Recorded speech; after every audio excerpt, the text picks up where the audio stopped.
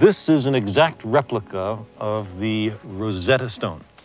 The original had been found in the year 1799 by a French soldier working on the fortifications of the Nile Delta town of Rashid, which the Europeans, in their persistence not to learn Arabic, called Rosetta. It had been part of an ancient temple which had been torn down. If we look at it, we see that it clearly represents the same text in 3 different languages.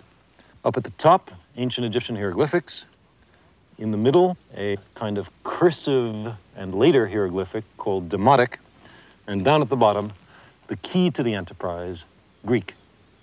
Champollion could, of course, read ancient Greek. He was a superb linguist, and discovered that this stone had been inscribed to commemorate the coronation of King Ptolemy V Epiphanes in the spring of the year 196 BC.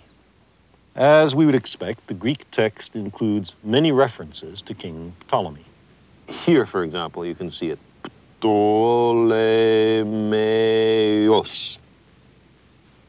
Now, in roughly the same positions, but in the hieroglyphic text, are these ovals, or cartouches, as they're called.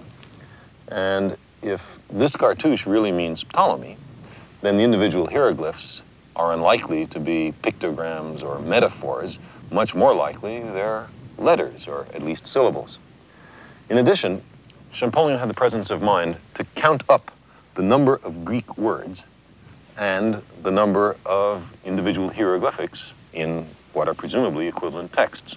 He found that the number of individual hieroglyphs is much larger than the number of Greek words, again implying that the hieroglyphs are mainly letters and syllables. But which hieroglyphs correspond to which letters? Fortunately, Champollion had available to him a kind of second Rosetta stone, an obelisk which had been excavated at the temple of Philae, and which had inscribed upon it cartouches representing the hieroglyphic equivalent of another Greek name, Cleopatra.